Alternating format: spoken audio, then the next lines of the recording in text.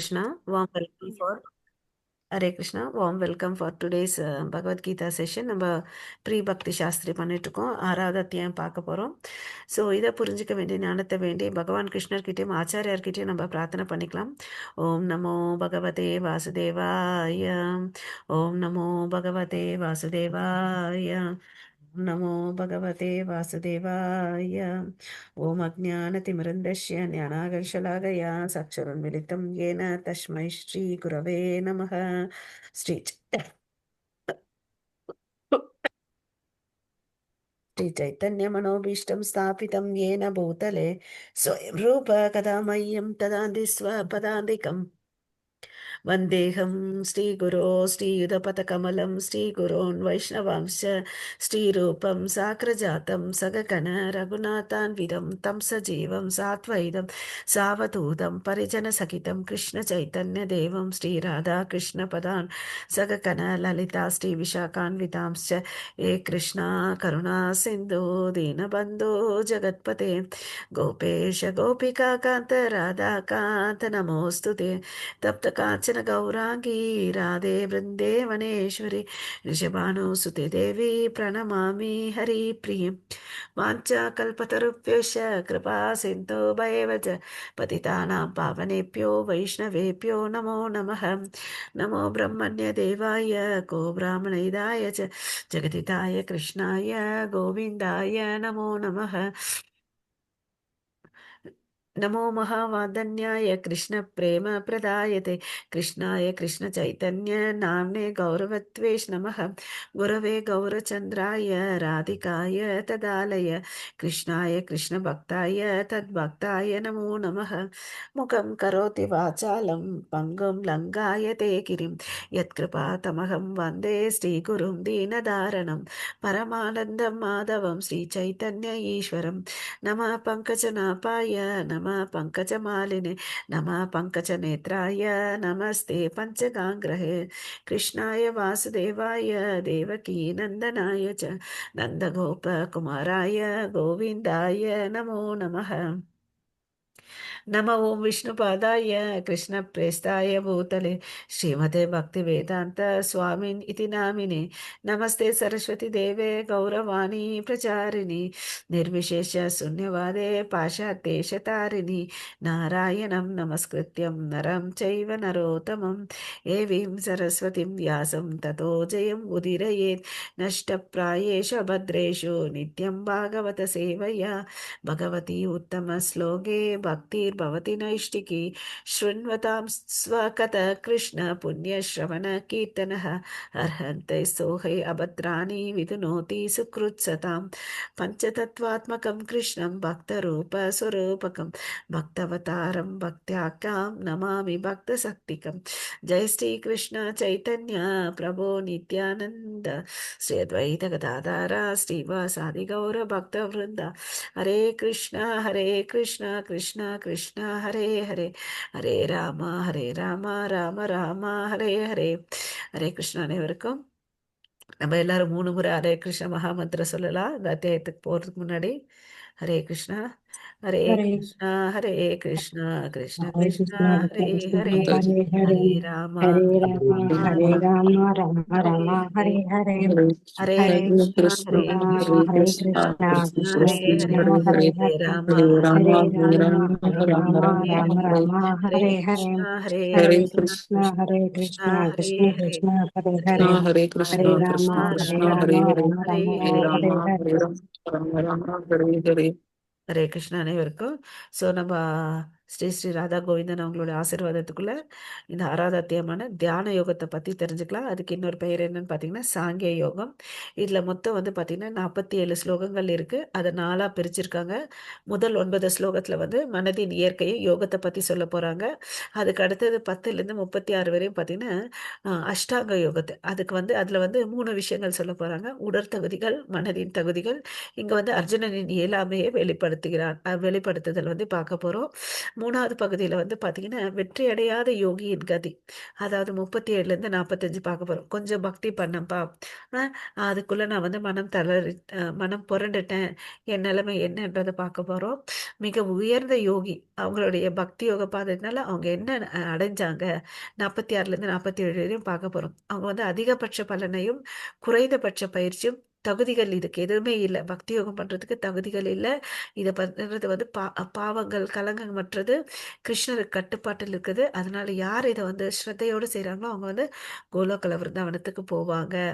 So இதுதான் வந்து நம் மனசு வந்து நண்பனா விரோதியான்றதை பார்க்க போகிறோம்.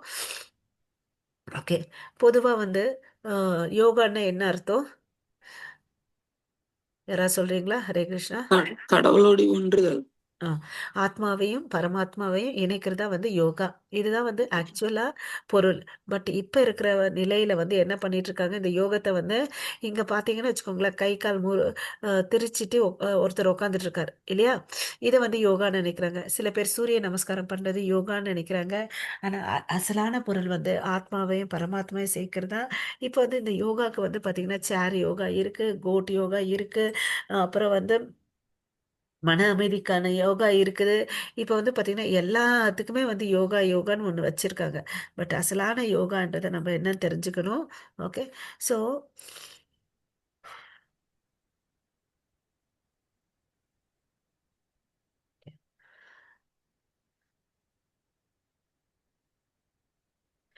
இங்க வந்து இந்த ஸ்லோகம் படிங்க மாதாஜி. போன அத்தியாயத்துல வந்து நமக்கு தெரியும், அவர் வந்து தொடக்கி வச்சார் அஷ்டாங்க யோகத்தை பத்தி.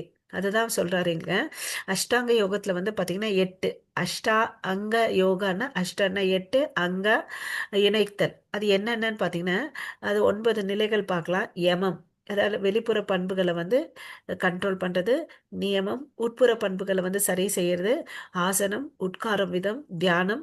அதுக்கு அடுத்தது மூச்சு பயிற்சி, பிராணாயாமம், புலன்களை அடக்குதல், என்ன சாப்பிட்றோன்றதை வந்து ரெகுலேட் பண்றாங்க. பிரத்யாகாரம், அதுக்கு அடுத்தது தன்னை வந்து தன்னுக்குள்ள இருக்கக்கூடிய ஆத்மாவை வந்து பரமாத்மா வந்து கவனிக்கிறது.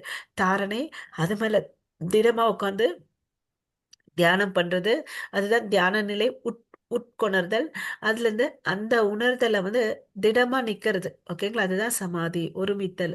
அப்ப அந்த பரமாத்மாவோட அவன் ஒருமிக்கிறது தான் வந்து சமாதி. இந்த 8 பிரிவுகள் கொண்டதான் வந்து இந்த அஷ்டாங்க யோகம். இதை தான் வந்து இங்க சொல்லியிருக்காங்க. எல்லா புறப்புலன் விஷயங்களையும் வெளியே நிறுத்தி, புருவ மத்தியில் கண்களையும் பார்வையும் நிறுத்தி, நாசிக்குள் உள்வெளி சுவாசங்களை நிறுத்தி, மனம், புலன்கள், அறிவு இவற்றை கட்டுப்படுத்தக்கூடிய முக்தியை விரும்பும் ஆன்மீகவாதி ஆசை, பயம், கோபம் இவற்றிலிருந்து விடுபடுகிறான். எப்போதும் இந்நிலையில் இருப்பவன் நிச்சயமாக முக்தி அடைந்தவன். ஸோ எதுல இருந்து வெளிப்படுறான்? எல்லா புலன்களை வந்து சீர் செய்யறான். ஓகேங்களா, கட்டுப்பாடுக்குள்ள எடுத்துட்டு வரான். அப்புறம் அவனுக்குள்ள இருக்கக்கூடிய ஆசை, பயம், கோபம் எல்லாமே அவன்கிட்ட இருந்து வெளியாகுது. ஓகேங்களா, ஸோ இப்போ பார்க்கலாம் நம்மளுடைய மனசு வந்து நண்பனா விரோதியான்றதான் ஃபர்ஸ்ட் 9 ஸ்லோகத்துல பார்க்க போறோம். படிங்க. ஹரே கிருஷ்ணா. हरे कृष्ण. श्री भगवानुवाच अनाश्रित कर्म फलं कार्यं Oh, sorry. करोति यः श्रीभगवानुवाच अनाश्रित कर्मफलं सन्न्यासी च कार्यं कर्म करोति यः स निर्विसाक्रियः. सन्न्यासीश्च योगी च न निर्कीर्ण चाक्रियः. हरे कृष्ण. ஹரே கிருஷ்ணா. புருஷோத்தமரான முழுமுதற் கடவுள் கூறினார், செயலின் பலன்களில் பற்றற்று கடமைக்காக செயலாற்றுபவனே சந்நியாசியாகவும் உண்மையான யோகியாகவும் யோகியாகிறான். யோகியமாகிறானே தவிர வேள்வி நெருப்பை மூட்டாதவனும் செயலற்றவனும் அல்ல. இங்க என்ன சொல்றாரு? செயலின் பலன்களில் பற்றற்று கடமையாக செயலாற்றுபவன் சந்நியாசியும் உண்மையான யோகியும் சொல்றாங்க. ஸோ நம்ம செயல்களை செய்யணும், அது மேல என்ன இருக்கக்கூடாது? பற்றுதல் இருக்கக்கூடாது.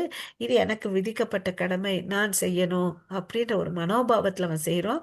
யார் ஒருத்தன் அப்படி செய்யறானோ அவன் தான் உண்மையான சந்நியாசி, யோகியும் ஆவான் அப்படின்னு சொல்லிட்டு சொல்றார். ஓகேவா, அதை விட்டுட்டு நெருப்பை பூட்டிட்டு நான் யாகம் பண்றேன், யக்னம் பண்றேன் அப்படி செய்யற வந்து செயலற்றவனும் அல்ல அப்படின்னு சொல்றார். வேள்வி நெருப்பை மூட்டாதவனும் செயலற்றவனும் அல்ல. ஸோ ஒருத்தன் வந்து வேள்வியை செய்ய, நம்ம எல்லாம் என்ன நினைப்போம்? வேள்வியை செஞ்சாதான் யோகிகள் ஞானிகள் நினைப்போம் இல்லையா? அப்படி இல்லப்பா, வேள்வி நெருப்பை மூட்டாதவனும் செயலற்றவனும் அல்ல அப்படின்னு சொல்லிட்டு சொல்றான்.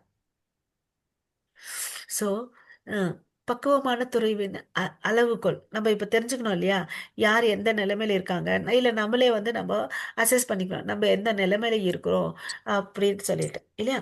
ஸோ இந்த துறவிகளினுடைய அளவுகோல் இப்போ வந்து பாலை மெஷர் பண்ணணும்னா என்ன இது வச்சு வச்சு அஹ், பண்ணோம், எவ்வளோ தண்ணி இருக்கு, எவ்வளோ பால் இருக்குன்னு சொல்லிட்டு சொல்லுங்க.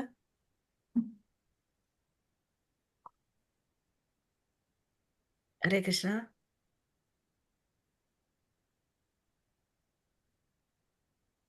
சரி, டாக்டர் கிட்ட போனேன், உடம்பு சரியில்லை, ஜுரம் எவ்வளோ இருக்குன்றதை எப்படி கண்டுபிடிக்கிறாங்க? டெம்பரேச்சர் வச்சு மாத்தாச்சு. அதுக்குன்னு ஒரு டிவைஸ் இருக்கு இல்லையா? இல்லையா? ஆமாங்க மாதாஜி. நம்ம எங்கேயாவது ஊருக்கு போனோம்னா ஒரு கூகுள் மேப் போட்டுக்கிறோம். அந்த கூகுள் மேப் வச்சு எவ்வளோ தூரம் இருக்கு, எத்தனை கிலோமீட்டர் இருக்குன்னு நம்ம தெரிஞ்சுக்கிறோமா? ஸோ ஒன்னொன்னுத்துக்கும் ஒரு ஒரு கருவி இருக்கு இல்லையா? அது மாதிரி ஆமா. பக்குவமான துறவினா அளவுகோல் அவன் எப்படி இருக்கான், எந்த அளவுக்கு இருக்கான்றதை நம்ம இங்க தெரிஞ்சுக்கலாம். விளைவில் பற்றின்மை, அஷ்டாங்க யோகம் கடமைக்காக செய்கிறான், பக்குவமின்றி தனது கடமைகளை விடுவித்தல். பக்குவம் இல்லாம தன்னோட கடமையை நம்ம யாரும் விடுவிக்க கூடாது. எப்ப இன்னைக்கு கிளாஸ் கேட்ட நாளைக்கு நான் சன்னியாசி போறேன்னா அது தவறு. குழப்பத்தை நீக்குவதற்காக கிருஷ்ணர் மீண்டும் உரைக்கிறார். இது ஏன் மறுபடியும் சொல்றாரு? திருப்பி திருப்பி பார்த்தா என்ன சொல்றாரு? உன் கடமையை செய்ய, கிருஷ்ண உணர்வோட செய்யி, நீ என்னோட அங்கத்துனுக்கு. அததான் திருப்பி திருப்பி சொல்றார் இல்லையா? பல விதமா சொல்றார். நல்லா அப்சர்வ் பண்ணி பாத்தீங்கன்னு வச்சுக்கோங்களேன், இதை தான் சொல்றார். எதுக்கு சொல்றாரு? நம்மளுடைய இன்னும் வந்து நமக்கு குழப்பம் தீர மாட்டேங்குது. அந்த குழப்பத்தை தீர்றதுக்கோசம் கிருஷ்ணர் பல விதத்துல எடுத்து சொல்றார் இல்லையா? சோ பக்குவமான துறவின் விளக்கம் என்ன?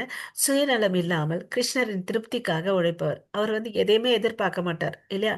இப்ப பாருங்க, நம்மளுடைய டெம்பிள் பிரசிடென்ட் நம்மளுடைய ஜூம் லிங்க் கிளாஸையே நம்ம அசஸ் பண்ணிக்கலாம். இப்போ வந்து நிறைய பேர் நீங்க எல்லாம் வந்து நாமனிஸ்டர் தாஸ் பிரபு நேர்ல பார்த்தது இல்ல, ஆமாவா இல்லையா? ஆமா மாதாஜி. ஆமா மாதாஜி. பட் அவரானால வர்ற ஒரு இயக்கத்தால இது வந்து நமக்கு அடைஞ்சிருக்கு. கரெக்டா? அவர் ஒரு அவர் ஸ்டெப்ஸ் எடுத்து அவர் பார்த்தீங்கன்னு வச்சுக்கோங்களேன், இது வந்து ஒரு 12 13 லாங்குவேஜில் நடக்குது. அவருக்கு வந்து பார்த்தீங்கன்னா இந்த இன்டர்நெட்டுக்கே வந்து 5 6 லட்சம் ஒரு மாசத்துக்கு செலவழிக்கிறார். யாராவது நமக்கு தெரிஞ்சுங்க, நம்ம வீட்டில் இருக்கவங்களே நமக்கு யாராவது இவ்வளோ அளவுக்கு செலவழிப்பாங்களா? மாட்டாங்க மாதாஜி. இல்லையா? ஸோ அவர் எப்படி பண்றாரு? சுயநலம் இல்லாமல் கிருஷ்ணரின் கிருஷ்ண திருப்தி. உணர்வோட செயல்படுறாங்க. ம். கிருஷ்ணரை எல்லாரும் எல்லாருக்கும் எடுத்துட்டு போய் கொடுக்கணும்னு சொல்லிட்டு தான் இல்லையா?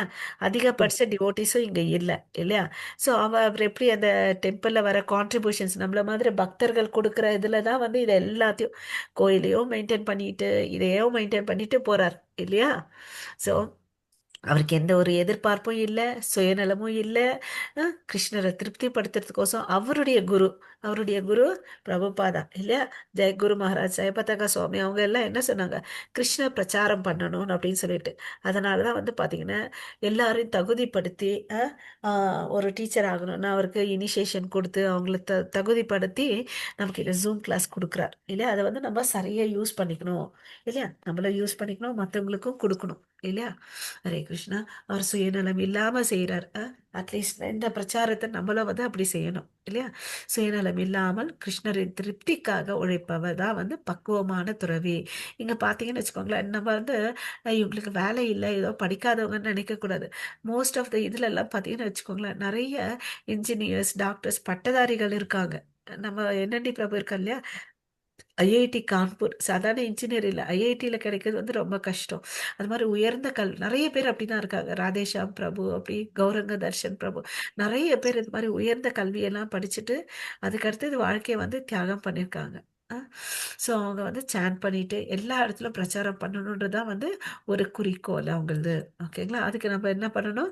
அவங்களோட சேர்த்து கை உயர்த்தி நம்மளும் இதை வந்து ஒரு செயின் ஆக்ஷன் மாதிரி எனக்கு கிடைச்சிச்சு, நான் வந்து வேற ஒருத்தவங்களுக்கு கொடுக்கணும், அப்படிதான் வந்து நம்ம இந்த லிங்கை வந்து ஷேர் பண்ணணும் நம்ம ஃப்ரெண்ட்ஸுக்கு, ரிலேட்டிவ்ஸ் எல்லாருக்கும். ஓகேங்களா? ஹரே கிருஷ்ணா. பாருங்க. हरे कृष्ण। यं सन्न्यासम् इति प्राहुर्योगं त विद्धि पाण्डव। न ह्य सन्न्यस्तसङ्कल्पो योगी भवति कश्चन। हरे कृष्ण। ஹரே கிருஷ்ணா. பாண்டுவின் மகனே, புலனெகிர்ச்சிக்கான இச்சைகளை துறக்காத எவனுமே யோகியாக முடியாது. என்ன சொல்றாரு? நீ யோகி ஆகணும்னா உனக்கு என்ன தகுதி வேணும்? புலன் மேல இருக்கக்கூடிய அடிமைத்தனம், அந்த புலன் ஆசை இருக்கும் இல்லையா? இந்த சமயத்துல நான் வந்து இதை செய்யணும், இந்த காஃபி குடிக்கணும், இந்த படம் வந்திருக்குது, நான் போய் படம் பார்க்கணும், இங்க எக்ஸிபிஷன் போட்டிருக்காங்க, நான் அங்க போய் வாங்கணும் அப்படின்னு சொல்லிட்டு அந்த புலன் உணர்ச்சிகளை வந்து இச்சை, தன்னுடைய ஆசை, புலன் திருப்திக்கோசம் ஒருத்தன் வந்து வாழக்கூடாது. அப்படி இருந்துட்டு ஒருத்தன் யோகி ஆக முடியும்னா சாத்தியமே ஆகாது இல்லையா? துறவி என்று அழைக்கப்படுவதும் யோகமும் ஒன்றே என்பதை நீ அறிய வேண்டும். என்ன சொல்ற பாருங்க, துறவும் மற்றும் யோகமும், அதாவது யோகம்னா நமக்கு ஏற்கனவே பார்த்தோம், பரமனுடன் தொடர்பு கொள்ளுதல், அது ரெண்டுமே ஒன்றே என்பதை வந்து நீ அறிஞ்சுக்கோப்பான்னு அப்படின்னு சொல்றாரு. ஓகே, இரண்டுக்குமே புலனின்பங்களை துறப்பது என்பது அத்தியாவசியமாகிறது. ஓகேங்களா? எதுக்கு? யோகத்துக்கும் சரி துறவத்துக்கும் சரி, நீ என்ன பேசிக் வேணும், அடிப்படை வந்து பாத்தீங்கன்னா புலனின்பங்களை வந்து துறக்கணும் இல்லையா? பக்தருக்கு பக்குவமான துறவு என்பது எளிதாகிறது. அந்த புலனை வந்து திருப்திப்படுத்தணும் நம்ம நினைச்சோன்னு வச்சுக்கோங்களேன். எப்படி வந்து பாத்தீங்கன்னா சில பேர் வந்து நம்மளுக்கு பிரபுபாதர் நான்கு விதமான ரூல்ஸ் ரெகுலேஷன் சொல்லிட்டு போயிருக்காரு இல்லையா? ஆஹ் அதெல்லாம் அதெல்லாம் ஃபாலோ பண்ணாவே நம்ம ஆல்மோஸ்ட் பக்குவமானவர்களா வந்துடுவோம். முழுமையான ஞானம், ஜட புலனுணர்ச்சியை விட்டு விடுதல், கிருஷ்ணருடைய சேவையில் புலன்களை ஈடுபடுத்துதல். திருப்பி திருப்பி என்ன சொல்றாரு? உன்னோட கண்ணு, காது, மூக்கு, வாய் எல்லாத்தையும் அவருக்கோசம் நீ சேவை பண்ணு அப்படின்னு சொல்றாரு. அதுதான் வந்து முழுமையான ஞானம். ஓகேவா? ஸோ என்னோட புலன் இன்பத்துக்கோசம் நான் எதையும் செய்யக்கூடாதுன்றதை வந்து நம்ம தெரிஞ்சுக்கணும். சரி, யோகத்தின் ஏணிப்படிகள் பார்த்தீங்கன்னா நிறைய இருக்கு. யோகத்துல வந்து பாத்தீங்கன்னா ஞான யோகம், அஷ்டாங்க யோகம், பக்தி யோகம் இருக்கு. இது எது வந்து கிட்ட இருக்கு, ஈஸியானதுன்னு பாத்தீங்கன்னா கிருஷ்ணர் கிட்ட பக்கத்துல இருக்கிறது வந்து எது? பக்தி யோகம். பக்தி யோகம். ஸோ இந்த பக்தி யோகம் வந்து பாத்தீங்கன்னா ரொம்ப ரொம்ப சுலபமானது. அதுல என்ன பண்ணணும், நீ நாம ஜபம் பண்ணணும், வேற எந்த விதியுமே இல்லை உனக்கு. ஆரம்பத்துல நீ என்ன பண்ண, ஹரே கிருஷ்ணா ஹரே கிருஷ்ணா கிருஷ்ணா கிருஷ்ணா ஹரே ஹரே, ஹரே ராம ராம ராம ஹரே ஹரே, இந்த மகாமந்திரத்தை சொல்லு. உனக்கு என்ன கிடைக்கும்? பக்தி வந்து அவர் வந்து வழி நடத்துவார். அதை நம்ம நல்லா ரியலைஸ் பண்ணலாம். ஓகேங்களா? ஞான யோகம்ன்றது என்னன்னு பாத்தீங்கன்னா, அதாவது புத்தகங்களை படிச்சு, இதிகாசங்கள் புராணங்கள் எல்லாம் படிச்சுட்டு புத்தியை வளர்த்துக்கிட்டு அப்புறமா வந்து கடவுள் மேல பக்தி பண்றது. அது வந்து பாத்தீங்கன்னா ரொம்ப லாங் ப்ராசஸ். அதுக்கு அடுத்தது அஷ்டாங்க யோகம் பாத்தீங்கன்னா, நம்ம புலன்களை கண்ட்ரோல் பண்ணி நம்மளால எவ்வளவு நேரம் ஒரு இடத்துல உட்கார முடியும் சொல்லுங்க பார்க்கலாம். நம்ம இந்த கிளாஸ்ல தான் உட்காந்துட்டு இருப்போம், நம்ம மனசு எங்க போயிட்டு இருக்கோம்?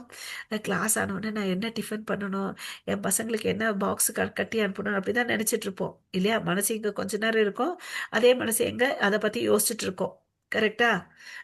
இந்த மாதிரி இருக்கிற நிலைமையில நம்ம எங்க எல்லாத்தையும் கண்ட்ரோல் பண்ணி நம்ம மனசை இரண்டு புருவத்துக்கு மத்தியில நிறுத்த வைக்கிறது, அப்புறம் உள்ள இருக்கக்கூடிய பரமாத்மா வந்து நினைக்க முடியும்? இதெல்லாம் நம்மளால முடியுமா இந்த கலியுகத்துல? முடியாது மாதாஜி.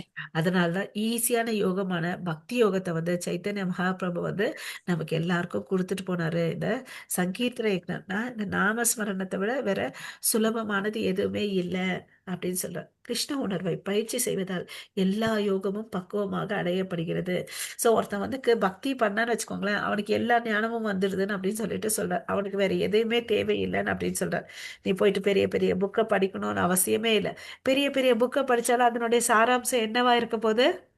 பக்தி பண்ணுன்னு அப்படிதான் சொல்ல வராங்க. அதுக்கு நம்ம டைரக்டா அதையே பண்ணிட்டு போனா சுலபம் இல்லையா? அரிதறிது மானிடராய் பிறத்தல் அரிது இல்லையா? அஹ் இந்த மனுஷ ஜென்மத்தை வந்து பிரபுபாதா சொல்லார், ஒரு முறை கிருஷ்ணருக்கோசம் கொடுத்து பாரேன் அப்படின்னு சொல்லிட்டு. ஏன்னா நம்ம எத்தனையோ ஆஹ் ஜென்மமா வாழ்ந்துட்டு போயிட்டு இருக்கோம் இல்லையா? அதனால நீ தயவு செய்து இந்த ஒரு வாழ்க்கையை கிருஷ்ணருடைய திருப்திக்கோசம் நீ உபயோகப்படுத்துன்னு அப்படின்னு சொல்ற. ஓகேவா? ஹரே கிருஷ்ணா. ஆனா நம்ம கட்டுண்ட ஆத்மா இந்த மாயைக்குள்ள கட்டுண்டு தவிக்கிறோம். அதுல இருந்து வெளியே வரணும்னா ஒரே வழி, நம்மளுடைய உயர்ந்த லட்சியம் வந்து கிருஷ்ணரை திருப்திப்படுத்தணும், என்னுடைய புலன்கள் அல்லன்றதை நம்ம தெரிஞ்சுக்கிட்டு பக்தியை பண்ணணும். ஹரே கிருஷ்ணா. हरे कृष्ण। आरुरुक्षोर्मुनः मुनेर्योगं कर्म कारणम् उच्यते, योगारूढस्य तस्यैव शम कारणम् उच्यते। हरे कृष्ण। ஹரே கிருஷ்ணா. அஷ்டாங்க யோக முறையின் புது மாணவனுக்கு செயலே வழியாக கூறப்படுகின்றது. ஆனால் யோகத்தில் முன்னேறியவனுக்கு ஜன செயல்களை துரத்தலே வழியாக கூறப்படுகிறது. இங்க என்ன சொல்றாரு? அஷ்டாங்க யோகத்துக்கு வந்து என்ன பண்றாரு? செயலே வழியாக கூறப்பட்டுள்ளது. ஆனால் யோகத்தில் முன்னேறியவனுக்கு ஜட செயல்களை துரத்தல் ரெண்டு இருக்குது. அதாவது நம்ம ஸ்கூல்ல எல்லாம் போனோம்னு வச்சுக்கோங்களேன், அந்த ஃபர்ஸ்ட் ஸ்டாண்டர்ட் பசங்களுக்கு எல்லாம் என்ன சொல்லி கொடுப்பாங்க? 1 2 3 ஏபிசிடி சொல்லி கொடுப்பாங்க. அவங்களுக்கு எல்லாருக்கும் யாருக்குமே வந்து இந்த சென்டென்ஸ் சொல்லி கொடுக்க மாட்டாங்க இல்லையா? ஒரு ஒரு வாக்கியத்தை எப்படி வந்து பண்ணணும் படிக்கணும்னு அப்படின்னு சொல்லி கொடுக்க மாட்டாங்க. கரெக்டா? ஆமாங்க மாதாஜி, ஓச்சு தான் சொல்லி கொடுப்பாங்க. இல்லையா? ஆல்பபெட்ஸ் நம்பர்ஸ் அதெல்லாம் சொல்லிக்கணும். அது மாதிரி அஷ்டாங்க யோக முறையின் புது மாணவனுக்கு செயலே வழியாக கூறப்படுகின்றது. நீ செஞ்சுட்டு இருக்க செயலை வந்து கிருஷ்ண உணர்வோடு செய்யப்பான் அப்படின்னு சொல்லுவாங்க. அதே இடத்துல வந்து கொஞ்சம் பக்குவமானவன் அவன் கிளாஸ் ப்ரமோட் ஆக ஆக என்ன ஆகும்? அடிஷன் வரும், மல்டிப்ளிகேஷன் வரும், அதெல்லாம் வரும். மேக்ஸ்ல ஃபர்ஸ்ட் நம்பர்ஸை கத்துப்பான் இல்லையா? அப்புறம் வந்து கூட்டல் கழித்தல் அதெல்லாம் கத்துப்பான். அவன் வந்து நெக்ஸ்ட் முன்னேறிட்டே இருக்கான். அது மாதிரி யோகத்தில் முன்னேறியவன் ஜட செயல்களை துரத்தலே வழியாக கூறப்படுகிறது. இதுல இருந்து பாருங்க, ஃபர்ஸ்ட் செயலை செய்யின்னு சொல்றாரு, அப்புறம் செயல்களை துறன்னு சொல்றாரு. செயல்களை துறன்னா என்ன? செயல்களின் பலனை துறன் அப்படின்றத நம்ம இப்போ கரெக்டா எடுத்துக்கணும். சரிங்களா?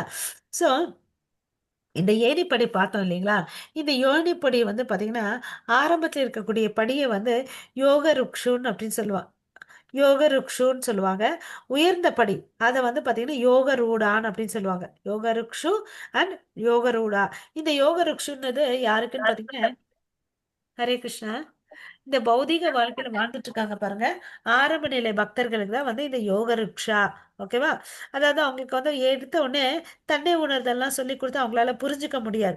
அதனால நீ செஞ்சுட்டு இருக்க செயலை வந்து கிருஷ்ணருக்கோசம் செய்யப்பான்னு சொல்லுவாங்க. அதுதான் ஆரம்ப நிலை பக்தர்களுக்கு. ஓகே, இந்த ரெண்டு வார்த்தை நம்ம ஞாபகம் வச்சுக்கணும், யோக ருக்ஷா அண்ட் யோக ரூடா. ஓகேவா? இந்த உயர்ந்த படிக்கட்டை வந்து யோக ரூடான்னு சொல்றாங்க. கீழே இருக்க இந்த ஏணி படிக்கட்டுல வந்து யோக ருக்ஷு. அடுத்த ஸ்லோகம் படிங்க மாதாஜி. यस् माताजि। यदा हीनेन्द्रियार्थेषु न कर्म स्व अनुषज्यते सर्पसङ्कल्पसन्न्यासी योगारूढस्तदोच्यते। हरे कृष्ण। ஹரே கிருஷ்ணா. எப்போது ஒருவன் பலநோக்கு செயல்களிலும் புல நிகழ்ச்சிகளிலும் ஈடுபடாமல் எல்லா பௌதிக ஆசைகளையும் துறந்த நிலையில் உள்ளானோ அப்போது அவன் யோகத்தில் உயர்ந்தவனாக கூறப்படுகிறான். எல்லாத்தையும் துறக்கணும். எதுக்கு? பலநோக்கல் செயல்கள். நான் இதை பண்ணா இது கிடைக்கும், அந்த மாதிரி பலநோக்கு எதையும் இருக்கக்கூடாது இல்லையா? கடவுளை திருப்தி பண்றதுக்கோசம் நான் இதை செய்யறேன்னு சொல்லிட்டு அவன் செஞ்சுட்டு செவ்வனே செய்யணும், ஏனோ தானோன்னு செய்யக்கூடாது. இப்பதான் நமக்கு கடமை இல்லை இல்ல அப்படின்னு சொல்லி செய்யக்கூடாது. இருக்கிறத விட ரொம்ப பர்ஃபெக்டா கிருஷ்ணரை திருப்திப்படுத்துறதுக்கோசம் நம்ம செய்யணும்னு அப்படின்னு சொல்றாரு. அதுல வந்து என்ன இருக்கக்கூடாது? புலன் துப்பி இருக்கக்கூடாது. எனக்கு இது பண்ண என்ன கிடைக்கும் அந்த மாதிரி கணக்கோட வந்து செய்யக்கூடாது. ஸோ அதை பார்த்தோம். ஆரம்ப நிலை யோக ருக்ஷா, உயர்ந்த நிலை வந்து யோக ரூடா. ஓகேவா? ஸோ அஷ்டாங்க யோக பயில வேண்டும், அதுக்கு வந்து ஆசனங்கள் வேண்டும் இல்லையா? பற்றின்மை அடைய உதவும், தூய்மையை அடைய உதவும். இதனால என்ன ஆகுது? நமக்கு ரெண்டு விஷயம் கிடைக்குது. ஒண்ணு பற்றின்மை, இன்னொன்னு தூய்மை வந்து நமக்கு கிடைக்குது. ஸோ ஜட இச்சைகளில் இருந்து முழுவதும் தூய்மை அடைந்த நிலை தான் யோக ரூடா நிலை. ஞானத்தில் நிலை பெற்று தொல்லை தரும் மன இயக்கங்களை அனைத்தும் நிறுத்தி விடுகிறார். இது என்ன? உயர்ந்த நிலையான யோக ரூடா. இதுல வந்து அவன் டிஸ்டர்பன்ஸே இல்லை, தன்னோட புலன்களால அவன் டிஸ்டர்பன்ஸே இல்லை. அதனால இவன் எந்த நிலையில இருக்கான்? தியானம் சமாதி நிலையை அடையிறான். ஓகேங்களா? அவனை அந்த தியானத்துல பண்ணிட்டு இருக்கிறதுனால அவனுக்கு என்ன ஆகும்னா, இந்த ஜட உலகத்துல இருக்கக்கூடிய பிரச்சனைகள் எல்லாம் அவனுக்கு வந்து பெருசாவே தெரியாது. வந்தா கூட அவன் என்ன பண்ணுவான்? சீதோஷ சம துக்கக, எப்படி இந்த இயற்கைக்கு வந்த மாற்றங்கள் வந்து இருந்துட்டே இருக்குதோ, அதாவது ஆஹ் வெயில் காலம், குளிர்காலம், மழை இலையுதிர் காலம், அது மாதிரி பருவ காலம் மாறிட்டே இருக்கு இல்லையா? அது மாதிரி சந்தோஷம் துன்பம்ன்றது இந்த ஜட உலகத்தில் இருக்கிற வரையும் வந்துட்டே தான் இருக்கும்னு சொல்லிட்டு அதனால அவன் துன்பம் அடைய மாட்டான், வருத்தப்பட மாட்டான். ஓகேங்களா? அந்த அளவுக்கு பக்குவம் வந்திருக்கும். ஓகேவா? ஸோ மறுபடியும் எங்கெங்க யோகத்தை பத்தி சொல்றாங்க. ஓகே. ஸோ அதாவது யமன்னா என்ன? செய்யக்கூடாத செயல்கள். இதெல்லாம் செய்யக்கூடாது. எப்பவுமே வந்து நமக்கு எந்த இதுவா இருந்தாலும், இப்போ ஃபார் எக்ஸாம்பிள் நம்ம பசங்களை வந்து ஸ்கூலுக்கு போறோம், அவங்க வந்து என்ன பண்ணியிருக்காங்க? சில விதிகள் கொடுத்துருக்காங்க. இந்த நாளுக்கு இந்த யூனிஃபார்ம், இந்த நாள் வந்து ஒயிட் ட்ரெஸ் போட்டுட்டு வரணும், ஒயிட் ஷூ சாக்ஸ் போட்டுட்டு வரணும்னு சொல்றாங்க. இன்னைக்கு வந்து கலர் ட்ரெஸ், ஒவ்வொரு நாளுக்கு ஒவ்வொரு கிழமையை வச்சு போட்டிருக்காங்க இல்லை? அவங்க ஒரு விதிகளை சொல்லியிருக்காங்க, அதை தான் நம்ம ஃபாலோ பண்றோம் இல்லைங்களா? ஸோ அது மாதிரி ஒரு ஸ்கூல்லையும் சரி, ஒரு சமுதாயத்திலும் சரி, ஒரு டிராஃபிக் ரூல்ஸு ஒரு எல்லா இடத்துலையும் ஒரு ஒரு ரூல்ஸ் அண்ட் ரெகுலேஷன்ஸ் இருக்கு இல்லையா? அது மாதிரி செய்யக்கூடாத வகை வந்து நம்ம செய்யக்கூடாது. நியமம் செய்ய வேண்டியவை விதிக்கப்பட்ட நியமங்களை வந்து கண்டிப்பாக ஃபாலோ பண்ணணும். ஆசனம் பத்மாசனத்தில் உட்காரணும். முதுகு தண்டு நேராக இருக்கணும். நம்மளுடைய பார்வை வந்து மூக்கு நுனியில இருக்கணும். பிராணாயாமம் மூச்சு பயிற்சி செய்யறது வந்து பிராணாயாமம். பிரத்யாகார புலனுகர்ச்சி பொருட்களிலிருந்து புலன்களை வெளியே நிறுத்துதல். ஓகேவா? என்ன சாப்பிடணும் சாப்பிடக்கூடாது அந்த மாதிரி ஒன்று ரூல்ஸ் இருக்கு, அதை ஃபாலோ பண்ணணும். தாரணை, அதாவது இது வந்து ஆரம்ப நிலை, மனசுக்குள்ள இருக்கக்கூடிய பரமாத்மாவுடைய உணர்றது. அதை மேல உணர்ந்த பரமாத்மா மேல ஆழ்ந்த தியானம் பண்றதுதான் வந்து தியானம். அதை வந்து அதனோட ஐக்கியமாகிறது வந்து தான் சமாதி. இந்த 8 அங்கங்களை வந்து அஹ், சொல்றார். ஓகேவா? இதுல யார் இது பண்றதுக்கு வில்லிங்கா இருக்கீங்க? யாரெல்லாம் என்னால இது பண்ண முடியும்னு நினைக்கிறீங்க? கை உயர்த்துங்க. என்னால முடியும், எனக்கு இது ஈஸி, சொல்லுங்க. हरे कृष्ण। மூச்சு பயிற்சி उद, மாதாஜி. उद, अ, उद्धरेत् आत्मनात्मानं नात्मानम् अवसादयेत् आत्मैव ह्यात्मनो बन्धुर् आत्मैव रिपुरात्मनः। हरे कृष्ण। ஹரே கிருஷ்ணா. ஸோ வந்து பார்த்தீங்கன்னா இது எல்லா ப்ராசஸும் எல்லா ஸ்டெப்ஸும் வந்து பண்ணுறது வந்து எனக்கெல்லாம் வந்து கஷ்டம் இல்லையா? ஏதோ ஒரு பாட்டு எடுத்து பண்ணால் அந்த அதனுடைய கோலை வந்து அச்சீவ் பண்ண மாட்டோம். நம்ம ஒரு பகுதி பண்ண முழுமையை அடைய முடியுமா? அடைய முடியாது இல்லை? எல்லா ஸ்டெப்ஸும் ஃபாலோ பண்ணாதான் வந்து நம்ம அடைய முடியும் இல்லையா? ஸோ அதனால் கிருஷ்ணர் வந்து பார்த்தீங்கன்னா அர்ஜுனனுக்கு எல்லா விதமான யோகங்களும் சொல்லி கொடுக்குறார். ஓகேவா? பார்க்கலாம் கடைசியில் அர்ஜுனன் வந்து இதை எப்படி எடுத்துக்கிறாருன்றத. ஸோ மனதின் உதவியுடன் ஒருவன் தன்னை உயர்த்தி கொள்ள வேண்டுமே ஒழிய தாழ்த்தி கொள்ளக்கூடாது. மனமே கட்டுண்ட ஆத்மாவின் நண்பனும் எதிரிமாவான். ஸோ இது ரொம்ப ரொம்ப இம்பார்ட்டன்ட் பாயிண்ட்டு. நம்ம மனசை வச்சு நம்மளை என்ன பண்ணணும்? உயர்த்திக்கணும், தவிர நம்மளை தாழ்த்திக்க கூடாது. நம்மளுடைய மனசு வந்து உற்ற நண்பனாக இருக்கணும். அதாவது இதுக்கு ஒரு சின்ன விஷயம். அதாவது நம்ம ஒரு ஷாப்பிங் போகிறோம், அதாவது ஒரு கட்சிஃப் வாங்கிட்டு வரோம்னு சொல்லிட்டு போகிறோம். போகிற வழியில் பார்த்தீங்கன்னா இந்த கடையில் ரொம்ப அழகான ஒரு saree இருக்குது. நம்ம வாங்க போனது 5 ரூபாய் இருக்கக்கூடிய கைக்குட்டை வாங்குறதுக்கு போனோம் இல்லையா? அந்த saree பார்த்தீங்கன்னா ரொம்ப அழகாக இருக்குது. அந்த கலர் நம்மக்கிட்ட இல்லை. அந்த saree விலையோ பார்த்தீங்கன்னா 5000. மனசு வந்து பதக்குது. ஸோ நம்ம என்ன பண்ணோம்? அந்த புடவையை வாங்கிட்டு வந்துட்டோம். ஓகேவா? ஸோ இது மாதிரி நிறைய புது புடவை பீரோவில் இருக்குது. அதில் இது ஒன்று. இப்போ சொல்லுங்க பார்க்கலாம், நம்மளுடைய மனசு வந்து நண்பனா எதிரியா? எதிரி மாதாஜி. இல்லையா? அதே வந்து புத்தியை கண்ட்ரோல் பண்ணி, இல்லப்பா என்கிட்ட நிறைய புடவை இருக்கு, எப்போ தேவையோ அப்போ வாங்கிக்கிறேன், இப்போ நான் வந்தது கர்ச்சீஃப் வாங்குறதுக்கு தான், அந்த கைக்குட்டியை வாங்கிட்டு நான் வெளியே போயிட்டே இருக்கிறேன்னு சொல்லிட்டு கைக்குட்டியை மாத்திரம் வாங்கிட்டு வந்தாங்க. அவங்க எப்படியாப்பட்டவங்க? அப்போ மனசு நண்பன் மாதாஜி. ஸோ இப்படிதான் வந்து நம்மளுடைய மனசை நம்ம கையாளணும். சரிங்களா? ஸோ ஸோ நம்ம நண்பனா நம்ம மனசை வந்து வச்சுக்கணும், அதை நம்ம தெரிஞ்சுக்கணும். ஓகேங்களா? அதுக்கு அடுத்தது இது வந்து பார்த்தீங்கன்னா தற்காலிகமான ஊர் இது இல்லையா? இது வந்து நம்ம வந்து எங்கேயாவது டூருக்கு போகிறோம்னு வச்சுக்கோங்களேன். திருப்பதி தரிசனம் பண்ணுறதுக்கு போகிறோம். நம்ம வீட்டிலேருந்து எல்லாம் நமக்கு தேவையானதெல்லாம் மூட்டை கட்டிட்டு நம்ம போகிறோம். அங்கே போயிட்டு தரிசனம் பண்ணுறதுக்கு முன்னாடி நம்ம என்ன பண்ணுவோம்? ரூம் புக் பண்ணுவோம் இல்லையா? ஒரு 2 நாளுக்கோ 3 நாளுக்கோ ரூம் புக் பண்ணிட்டு தரிசனம் எடுத்துட்டு எங்கேயாவது சுற்றி பார்க்கணுன்னு மேலே நிறைய இடம் இருக்கு இல்லையா? அதெல்லாம் பார்த்துட்டு நம்ம என்ன பண்ணுவோம் சொல்லுங்க?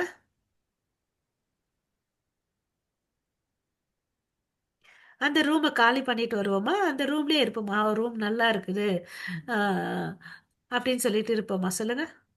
காலி பண்ணிட்டு வந்துடுறாங்க மாதாஜி. காலி பண்ணிட்டு வந்துடும். ஏன்னா அது தற்காலிகமானது. அது மாதிரிதான் நம்ம கூட இந்த உலகத்துக்கு வந்து தற்காலிகமா வந்திருக்கிறோம். அதை வந்து நம்ம புரிஞ்சுக்கணும் இல்லையா? ஏன்னா நம்ம ஒரு நாள் வந்தோம், ஒரு நாள் கிளம்பி போக போறோம். ஸோ இங்க வந்து எப்படி வாழணுன்றதை நம்ம தெரிஞ்சுக்கிட்டு நம்ம மனசை வந்து நண்பனா வச்சுக்கிட்டு நம்ம முயற்சி பண்ணி கடவுளுடைய தாமரை திருவடிக்கு போறதுக்கு வந்து பிரயத்தனம் பண்ணணும். बन्धुरात्मात्मनस्तस्य यो येनो येनात्मैवात्मनो जितः अनात्मनस्तु शत्रुत्वे அனாத்மனஸ்து சத்ருத்வே. மனசு வந்து சத்ருவா இருக்கக்கூடாது. வர்த்தோ மைவ சத்ருவத். மனதை வென்றவனுக்கு மனமே சிறந்த நண்பனாகும். ஆனால் அவ்வாறு செய்ய தவறுபவனுக்கோ அது மிக பெரிய எதிரியாகும் இல்லையா? இதை வந்து நம்ம இந்த கதை மூலமா நம்ம தெரிஞ்சுக்கிட்டோம் இல்லையா? நம்ம மனசை வந்து கண்ட்ரோல் பண்ணி நமக்கு உற்ற நண்பனா வச்சுக்கணும் இல்லையா? ஸோ யோகத்தில் மனதின் பங்கு. நண்பனா இருந்துச்சுன்னா என்னென்ன நடக்குதுன்றதை பார்க்கலாம். கட்டுப்படுத்தப்பட்ட மனம் நமக்கு வந்து நண்பனா இருக்குது. பரமாத்மாவுடைய கட்டளைகளை பின்பற்ற உதவுகிறது. அறிவுபூர்வமா இருக்குது. புலனுகர்ச்சியில் வந்து பற்றின்மை இல்லாம இருக்குது. பலன்களை வந்து உயர்த்தும். ஓகே. பலன்களை எல்லாத்துக்கும் கிருஷ்ண உணர்வோடு தான் செய்றாங்க இல்லையா? அதனால அது வந்து பந்தப்படுத்தாது. நம்மள வந்து என்ன பண்ணும்? விடுதலைக்கு வந்து வழிவகுக்கும். அதே வந்து ஒரு மனசை வந்து நம்ம மனசு நமக்கு எதிரியா இருந்துச்சுன்னா என்னெல்லாம் ஆகுதுன்னு பார்க்கலாம். கட்டுப்பாடு இல்லாத மனம் எதிரி இல்லையா? காமம், கோபம், மயக்கம் இவைகளுக்குள்ள அது என்ன ஆகும்? சிக்கி தவிச்சுட்டே இருக்கும். எனக்கு இது கிடைக்கல. அதனால என்ன ஆகும்? உனக்கு கோபம் வரும். கோபத்தால புத்தி வந்து மாறும் இல்லையா? அப்ப தவறுகளை செய்வா. ஸோ கீழே விழறா. கட்டளைகளை பின்பற்றும் கட்டளைகளை வந்து அவன் பின்பற்ற மாட்டான். புலனுகர்ச்சி செயல்களை வந்து அவன் ஈடுபட்டு இருப்பான். அதனால அவன் என்ன பண்றான்? பந்தப்பட்டு தாழ்த்தி விடுகிறான். தன் உயர்நிலையிலிருந்து அவன் தாழ்ந்து விடுகிறான். ஆத்மாவா, மனதா, யார் எஜமானர், யார் சேவகர்? இந்த கேள்வி நம்ம போட்டுக்கணும் இல்லையா? ஸோ இங்க நம்ம ஒரு பிக்சர்ல பார்க்குறோம் 5 குதிரைகள். அந்த 5 குதிரைகளை எதுக்கு வந்து ஒப்பிடுறாங்கன்னு பார்த்தீங்கன்னா, நம்மளோட ஐம்புலன்களுக்கு வந்து ஒப்பிடுறாங்க. அதாவது கண்ணு, காது, மூக்கு, வாய் எல்லாம் வந்து நம்மளோட 5 புலன்கள். ஓகேவா? இந்த புலன்களை யாரை வந்து கண்ட்ரோல் பண்றாங்கன்னு பார்த்தீங்கன்னா, மனசு வந்து இந்த எப்படி குதிரைக்கு வந்து கடிவாளம் போட்டு கயிறை தான் வச்சு கண்ட்ரோல் பண்ணுவாங்க. அந்த தேரோட்டி வந்து யாருன்னு பார்த்தீங்கன்னா அறிவு. ஓகே. ஏன்னா அவன் தான் எல்லா கயிறும் வச்சிருக்கான். அவனை விட உயர்ந்தவன் யாருன்னு பார்த்தீங்கன்னா ஆத்மா. அந்த வண்டியில உட்காந்து போயிட்டு இருக்கான் பாருங்க. பயணி. அவன் தான் ஆத்மா. அவன் தான் வந்து சிறந்தவன். ஸோ நம்ம என்ன பண்ணணும்? ஆத்மா சொல்ற பேச்சு தான் நம்ம அறிவு, மனசு, புலன்கள் கேட்கணும். பட் நம்ம வாழ்க்கையில என்ன நடந்துட்டு இருக்குது? நம்ம புலன் சொல்ற பேச்சை கேட்டுட்டு இருக்கோம். கரெக்டா இல்லையா? ஆமா மாதாஜி. மித்தவங்க எல்லாம் யாரும் அப்படி இல்லையா? எனக்கு இந்த டைம்ல இந்த காஃபி வேணும். இந்த டைம்ல வந்து எனக்கு இந்த சீரியல் பார்க்கணும். என் ரிமோட் என் கையில வரணும். இது மாதிரிலாம் நீங்க யாருமே இல்லையா? அப்பன்னா உங்களுக்கெல்லாம் இந்த கிளாஸே தேவையில்ல மாதாஜிஸ், பிரபுஜிஸ். இல்லையா? ஸோ உங்களது முக்தி இதற்கு வந்து பார்த்தீங்கன்னா வழிவகுக்கிறது. நம்ம வந்து பார்த்தீங்கன்னா, நம்ம புலன்களுக்கு நல்லா அப்சர்வ் பண்ணுங்க. நம்ம இன்னும் நம்ம புலன்களுக்கு வந்து சேவை பண்ணிட்டு இருக்கோம். நம்ம கோதாசர்களா இருக்கிறோம். நம்ம குரு பரம்பரையில பார்த்தீங்கன்னு வச்சுக்கோங்களேன், புலன்களை கண்ட்ரோல் பண்ணி ஆத்மாக்கோசம் செயல் செஞ்சவங்க. கோஸ்வாமிகள் இருக்காங்க. நம்ம பரம்பரை ஃபோட்டோல பார்த்தீங்கன்னு வச்சுக்கோங்களேன், பிரபுபாதாக்கு அடுத்தது அவருடைய குருவான பக்தி சித்தாந்த சரஸ்வத் தாக்கூர் இருக்காரு. அவருக்கு அடுத்தது வந்து பார்த்தீங்கன்னு வச்சுக்கோங்களேன், ஒரு நிமிஷம் அந்த ஃபோட்டோ காமிக்கிறேன். ஆ, பக்தி சித்தாந்த சரஸ்வத் தாக்கூர், அவருடைய குரு கௌர கிஷோர் தாஸ் பாபாஜி, அவருடைய குருவான பக்தி வினோத் தாக்கூர்.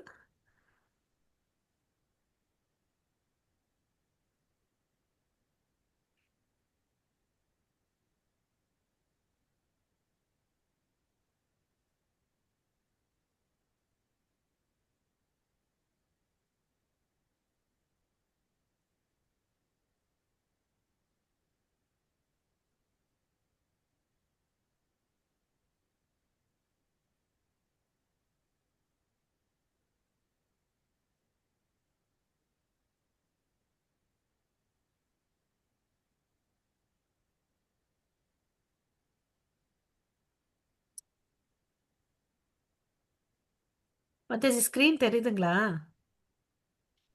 ஹரே இல்ல கிருஷ்ணா. அவ்வளவுதான். ஆ இல்ல மாதாஜி, ஆத்மாவா மனதான் மட்டும் தெரியுது மாதாஜி. ஓகே.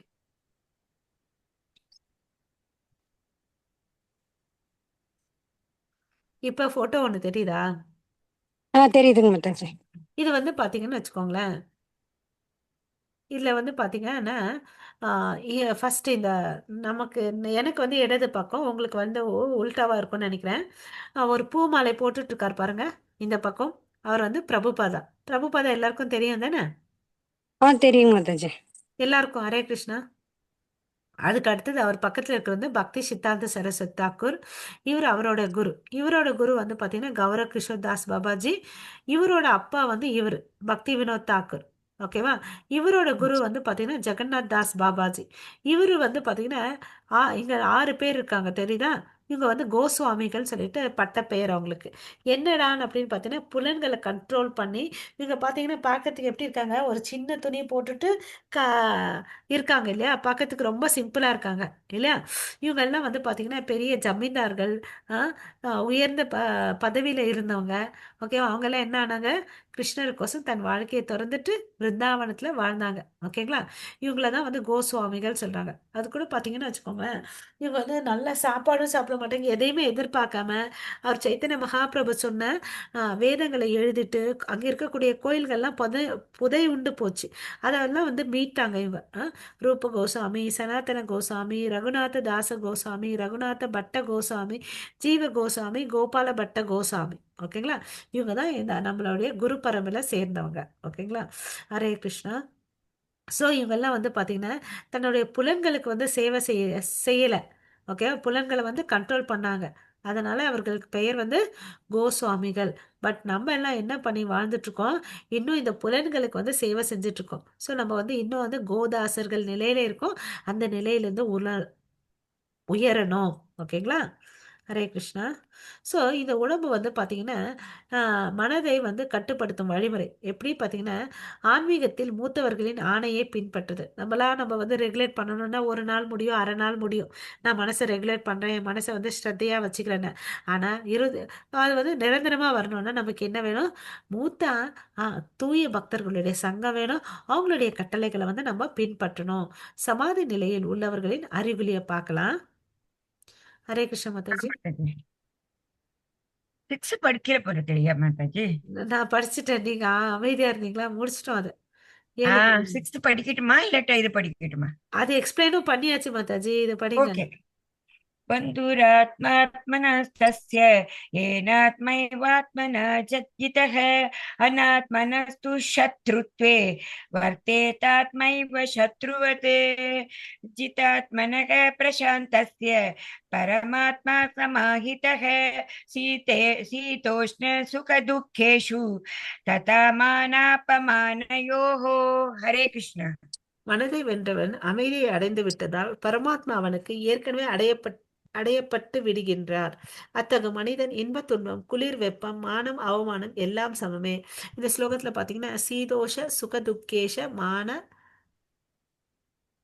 மானையோ. ஓகே, அவனுக்கு என்ன இருக்காது? மானம் அவமானம் எல்லாத்தையும் எப்படி எடுத்துக்கிறான்? ஒரு சமமாவே எடுத்துக்கிறான் அப்படின்னு சொல்லிட்டு சொல்றார். ஓகேவா? சோ எப்போதும் உடல் மனம் ஆத்மாவை பகவானின் தொடர்பில் ஈடுபடுத்துகிறார். இது வந்து நம்ம என்ன பார்க்கிறோம்? இந்த சமாதி நிலையை அடைஞ்சனுடைய அறிகுறிகளை வந்து நம்ம பார்க்கிறோம் இல்லைங்களா? ஹரே கிருஷ்ணா. அவன் வந்து அவனுடைய கொள்கை வந்து எதுலையுமே வந்து தன்னை ஈடுபடுத்திக்க மாட்டான். எங்கே வசிப்பது? அவன் எங்க போய் வசிப்பான்? தனிமையான இடத்துல வசிப்பான். யாருடன் வசிக்கிறான்? தனியாக தான் உள்ள இருக்கக்கூடிய பரமாத்மாவோட வசிக்கிறான். மனதின் நிலை என்ன? முழு கட்டுப்பாடோடு இருக்கிறது. உணர்வு என்ன? உரிமை உணர்வுகளிலிருந்தும் ஆசைகளிலிருந்தும் விடுபட்டு இருக்கிறான். இது எனது அப்படின்ற உணர்வுல இருந்து அவன் என்ன பண்ணியிருக்கான்? வெளியே வர்றான். அஹ் எனது உனதுன்னு நினைச்சதான் அங்க வந்து என்ன இருக்கும்? பற்றுதலும் பிரச்சனையும் இருக்கு. இதுல இருந்து அவன் வந்து வெளியே பண்றான். சோ முன்னேற்றம் அடைந்த நிலையில் எப்படி யோகத்தை பயிற்சி செய்வது? அதை பத்தி பார்க்க போறோம். 11ல இருந்து 14 வரையும். ஹரே கிருஷ்ணா. 11 12 தான் படிக்கணும் மாதாஜி? ஆமா மாதாஜி. இதெல்லாம் வேண்டாமா? ஓகே. இங்க இதெல்லாம் கொடுத்துருக்காங்க மாதாஜி ஸ்லைட்ல. ओके.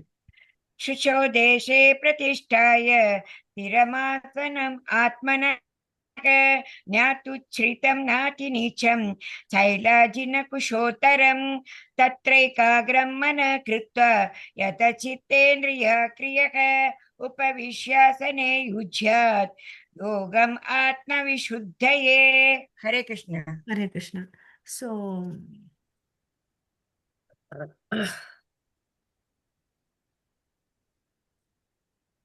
8வது ஸ்லோகத்துல என்ன சொல்லிருக்கான்னா, அவன் சுய கட்டுப்பாடுல வாழ்ந்துட்டு இருக்கான், தன்னை உணர்தல இருக்கிறான் அப்படின்னு சொல்லிட்டு சொல்றாங்க. ஓகேவா? அவன் என்ன பண்றான்னா, ஹத ஸ்ரீ கிருஷ்ண நாமாதி நாபவேத் கிரகயம் இந்திரியக சேவோன்முகேஹி ஜீவாதவ் ஸ்வயம் ஏவ ஸ்பிருத ஸ்பூரதி அதக. அவர் கிருஷ்ணருடைய நாம ரூப குணலீலைகளை வந்து நினைச்சிட்டே இருக்கிறான் அப்படின்னு சொல்லிட்டு பத்மபுராணத்துல சொல்றாங்க. ஓகேவா? ஸோ பகவத்கீதை என்னது என்னது பார்த்தீங்கன்னா, கிருஷ்ணருடைய ஆழ்நிலை லீலைகளை வந்து நம்ம தெரிஞ்சுக்கணும். It's a science of Krishna consciousness. பகவத்கீதைன்றது வந்து ஒரு அறிவியல். ஓகேங்களா? ஸோ 9வது ஸ்லோகத்தில் என்ன சொல்லியிருக்காங்கன்னு பார்த்தீங்கன்னா, ஹரே கிருஷ்ணா, அவன் இன்னும் வந்து பார்த்தீங்கன்னா உயர்கிறான். அவன் எப்படி உயர்கிறான்னு பார்த்தீங்கன்னா, தன்னுடைய அவனுடைய நேர்மை, அப்புறம் வந்து நலம் விரும்பியா இருக்கான், எல்லாருக்கும் உற்ற நண்பனா இருக்கிறான், யார் மேல பொறாமை இருக்காது அவனுக்கு. ஓகே, ஒரு பாவம் செய்யறவனையும் சரி, ஒரு நல்லவனையும் சரி, எல்லாரையும் வந்து சமமா பார்க்கறான்றத சொல்றாங்க. ஓகேவா? 10வது ஸ்லோகத்துல என்ன சொல்லியிருக்காங்கன்னா, அவன் எப்பவுமே வந்து பரமபுருஷ பகவான் மேலதான் வந்து தனிமையான இடத்துல நம்ம பார்த்தோம் இல்லைங்களா, தனிமையான இடம் அதெல்லாம் வந்து இதனோட சம்மரி தான் கொடுத்துருக்காங்க. நம்ம ஸ்லோகம் தான் படிக்கல, பட் எசன்ஸை படிச்சிட்டோம். தனியா உட்காந்துட்டு கடவுள் மேல வந்து அவன் தியானம் பண்றான், அப்படி பண்றவன் தான் வந்து பர்ஃபெக்ட் யோகின் அப்படின்னு சொல்லிட்டு சொல்றாங்க. ஓகேவா? அவன் ஒரு நிமிஷம் கூட கிருஷ்ணரை வந்து மறக்க மாட்டானான். Okay, not forget him even for a moment. ஓகேவா? அவன் முழு மனசோட கடவுள் மேல வந்து தியானம் பண்றான். ஓகேங்களா? ஸோ இப்படி பண்ணுறதுனால அவன் வந்து என்ன பண்ணுறான், இந்த தேவையில்லாத டிஸ்டர்பன்ஸ், நம்ம வீட்டில் இருந்தால் எத்தனையோ டிஸ்டர்பன்ஸ் இருக்கும் இல்லையா, அதனால் அவன் தனியான இடத்துக்கு போகிறான், அவனுக்கு தேவையான சூழ்நிலையில் அவன் வாழ்ந்துட்டு வரான் அப்படின்னு சொல்லிட்டு சொல்கிறாங்க. வீட்டில் இருந்தாலும் வச்சுக்கோங்க, பற்றுதல் வரும், ஏதோ ஒரு விஷயம் நடக்குதுன்னா அங்கே என்ன வரும், கோபம் மனசாபம்லாம் வரும் இல்லையா, அதெல்லாம் வந்து விலகி இருக்கிறான் அப்படின்னு சொல்லிட்டு சொல்கிறாங்க. ஓகே, ஸோ இந்த ஸ்லோகத்தோட பொருள் பார்க்கலாம். ஹரே கிருஷ்ணா. யோகத்தை பயில தனிமையான இடத்திற்கு சென்று நிலத்தில் தற்பை புல்லை பரப்பி இவன் என்ன பண்றான்னா ஒரு தனிமையான இடத்துக்கு போறான். இந்த காலத்துல வந்து இது சாத்தியமா? தனிமையான இடத்துக்கு போக முடியுமா? ஏதாவது இருக்க முடியாது மாதாஜி. பாதுகாப்பு இல்லையா? இப்ப இருக்கிறவன் என்ன பண்ணுவான், இமாலயில போயிட்டு தவம் பண்றேன்னு போவான். அவன் என்ன பண்ணுவான், அச்சோ இங்க ரொம்ப குளிரா இருக்குது, என்னால முடியாதுப்பான்னு வந்துடுவான். சரி காட்டுக்கு போறேன்னு சொல்லிட்டு போவான். அங்க காட்டுக்கு போனா புலி சிறுத்தைலாம் இருக்குது, எனக்கு பயமா இருக்குதுன்னு ஓடி வந்துடுவான் இல்லையா? ஸோ இது மாதிரி அவனுக்கு ஒவ்வொரு இடமும் என்ன, ஒவ்வொரு குறைய சொல்லிட்டு இருக்கிறவன் தான் மென்டாலிட்டியில இருக்கிறவன் தான் இப்ப இருக்கக்கூடிய மனுஷன் இல்லையா? ஆனா அஷ்டாங்க யோகத்தை பண்ணணும்னா அவன் தனிமையான இடத்துக்கு போகணும். அங்க போயிட்டு ஒரு சமமான நிலத்துல வந்து ஒரு தர்ப்ப புல்லை போட்டு அது மேல வந்து மான் தோலை போட்டுட்டு அது மேல ஒரு மென்மையான துணி போட்டு பத்மாசன நிலையில உட்காரணும். ஏன்பா மானத்தோலை போடுறாங்கன்னு பார்த்தீங்கன்னா, அவனுக்கு வந்து சமாதியில போவான் இல்லையா, அவனுக்கு என்ன நடக்குதுன்னே தெரியாது. அதனால அவனுக்கு வேற இந்த விஷ ஜந்துக்கள், பாம்பு அது மாதிரி இருக்கக்கூடிய விஷ ஜந்துக்களால அவனுக்கு வந்து உயிர் துன்பம் வரக்கூடாதுன்றதுனால அந்த மான் தோலை போடுறான். ஓகேங்களா? ஸோ அதுக்கு அடுத்தது அந்த ஆசனம் வந்து பார்த்தீங்கன்னா ரொம்ப சமமான நிலைன்னு சொல்லிட்டோம். அப்படின்னா என்ன அர்த்தம், அது ரொம்ப உயர்வாகவும் இருக்கக்கூடாது, தாழ்வாகவும் இருக்கக்கூடாது. ஏன்னா நிறைய நேரம் தவம் பண்ண போறான் இல்லையா? ஸோ அந்த மாதிரி புனிதமான இடத்தை செலக்ட் பண்ணி அங்கே வந்து ஸ்திரமா மனசையும் புலன்களையும் கட்டுப்படுத்தி இருதயத்தில் இருக்கக்கூடிய பரமாத்மா மேலே தன்னுடைய மனசை ஒருமுகைப்படுத்தி யோகத்தை பயில வேண்டும் அப்படின்னு சொல்றாங்க. ஓகேவா? இதை பார்த்தோம். ஓகே, இல்லாமல் ஸ்திரமாக அமர வேண்டும். ஸோ இடம் தனிமையான இடம், புனிதமான இடம். என்ன செய்யறான், மனச புலன்களை எல்லாத்தையும் கண்ட்ரோல் பண்ணி இதயத்தை வந்து தூய்மைப்படுத்துறான். ஹரே கிருஷ்ணா. ஸோ இங்க வந்து ஒரு நிமிஷம் மாதாஜி, அவன் என்ன பண்றான்னு பாத்தீங்கன்னா, ஆஹ், சரிப்பா புனிதமான இடம் இப்ப என்னென்னு பாத்தீங்கன்னா பிரயாக், மதுரா, விருந்தாவன், ஹரித்வார், ரிஷிகேஷ் இதெல்லாம் வந்து புனிதமான இடம். ஓகே, அதாவது மாயாப்பூர், பூரி, ஜெகநாத் பூரி இதெல்லாம் வந்து ரொம்ப ரொம்ப இம்பார்ட்டன்ட் பிளேசஸ். நம்ம எங்க போறோமோ இல்லையோ, எல்லாரும் வாழ்க்கையில ஒரு முறையாவது விருந்தாவனம், மாயாப்பூர், பூரி இதுக்கெல்லாம் போயிட்டு வரணும். ஓகேங்களா? அப்புறம் புனிதமான நதிகள் என்னன்னு பார்த்தீங்கன்னா யமுனை, கங்கை, நம்ம ஊர் பக்கம் என்ன இருக்குது தாமிரபரணி, அது மாதிரி இருக்குதெல்லாம் வந்து புனிதமான நதிகள். ஓகேவா? ஆனால் இந்த கலியுகத்தில் இருக்கக்கூடிய மக்கள் வந்து பார்த்தீங்கன்னா அற்ப ஆயுசு கொண்டவங்க, அவங்களால போய் இதெல்லாம் செய்ய முடியாது. அதனால நீ என்ன பண்ணு, ஹரேர் நாம ஹரேர் நாம ஹரேர் நாமைவ கேவலம் கலோ நாஸ்தி ஏவ நாஸ்தி ஏவ நாஸ்தி ஏவ கதிர் அந்நியத்தை, இதை விட்ட ஒரு வழியே இல்லை, கத்தியே இல்லைன்னு சொல்லுவான் இல்லையா, அது மாதிரி சொல்றாங்க. ஏதாவது ஜட்ஜு வந்து ஒரு தீர்மானம் கொடுக்கணும்னா 3 முறை மை ஆர்டர்னு சொல்லுவாங்க இல்லையா?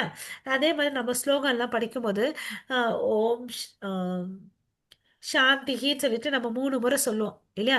அதாவது ஒரு விஷயத்த 3 முறை சொன்னாங்கன்னா அதை விட உயர்ந்த சத்தியமும் தர்மமும் இல்லைன்னு சொல்லிட்டு அர்த்தம். அதனால இந்த ஸ்லோகத்துல கூட ஹரேர் நாம ஹரேர் நாமைவ கேவல, இதை விட்டு வேற கதியே இல்லப்பான்னு சொல்றாங்க. ஸோ இந்த கலியுகத்துக்கு உயர்ந்தது வந்து ஹரிநாமம். படிங்க மாதாஜி. स्मरति समं काय शिरो ग्रीवं धारयन् अचलं स्थिरः सम्प्रेष्य नासिकाग्रं स्वं दिशश्चानवलोकयन् प्रशान्तात्मा विगतभिर् ब्रह्मचारी व्रते स्थितः मनसंयम्य मच्चितो युक्त आसीत मत्परः. हरे कृष्ण. ஹரே கிருஷ்ணா. தனது உடல், கழுத்து மற்றும் தலையை நேராக வைத்தமர்ந்து நாசி நுனியை ஸ்திரமாக நோக்க வேண்டும். இவ்வாறு கிளர்ச்சியற்ற அடக்கப்பட்ட மனதோடு பயமின்றி பிரம்மச்சாரிய விரதத்துடன் இதயத்தினில் உள்ள என் மீது தியானம் செய்து என்னையே வாழ்வின் இறுதி குறிக்கோளாக கொள்ள வேண்டும். என்ன சொல்றாரு கிருஷ்ணரு? பாருப்பா, பிரம்மச்சரியத்தை கடைபிடிக்கணும்னு சொல்றார் இல்லையா? எந்த ஒரு கிளர்ச்சியும் இருக்கக்கூடாது. அடக்கப்பட்ட மனசோட பயம் இல்லாம நீ என்ன பண்ணு, என் மேல தியானம் பண்ணு, இந்த பரமாத்மா மேல தியானம் பண்ணு. அப்போ என்ன ஆகுற, வாழ்க்கையின் இறுதி குறிக்கோளான என்ன அடையிறேன் அப்படின்னு சொல்லிட்டு சொல்றார். ஓகேவா? நம்மளுடைய வாழ்க்கையின் லட்சியத்தை தெரிஞ்சுக்கணும். ஸோ நம்ம என்ன பண்ணணும், நம்ம மனசை கண்ட்ரோல் பண்றதுக்கு தெரிஞ்சுக்கணும். கர்மணா மனசா வாச்சா சர்வ சர்வ வாஸ்தஸ்ஸு சர்வாத சர்வத்திர மைதுன தியாகோ பிரம்மச்சாரியம் பிரச்சாக்ஷதே. ஸோ என்னென்ன நியமங்களை ஃபாலோ பண்ணணும் அவரே சொல்லிட்டார். அமரும் நிலை சொல்லிட்டாரு இல்லையா? ஸ்திரமா உட்காரணும், நாசி நுனி மேல வைக்கணும் இல்லையா? நாசி நுனி மேல நோக்கி மனசை ஒருமுகப்படுத்தணும். கிளர்ச்சியற்ற மனம், மனசு அங்க இங்க பாயக்கூடாது இல்லையா? நிலையான பயமற்ற மனசு, அதாவது பகட்டா இருக்கக்கூடாது, பகட்டக்கோசம் பண்ணக்கூடாது இல்லையா? பிரம்மச்சரிய விரதத்தை கண்ட்ரோல் பண்ணணும், ஃபாலோ பண்ணணும்னு சொல்லுவாங்க. இப்போ இதெல்லாம் ரொம்ப ரொம்ப கஷ்டம். யாரும் நிறைய பேர் பண்றதில்லை இல்லையா?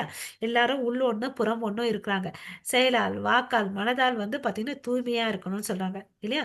தியானம் 4 கரங்கள் கொண்ட அழகான பரமாத்மாவை மச்சித்தோ மத்பரா பக்தியுடன் அவரை தியானம் பண்ணணும் அப்படின்னு சொல்றாங்க. மச்சித்த மத்கத பிராணா இல்லையா? போதையந்த ஸ்பரஸ்பரம்.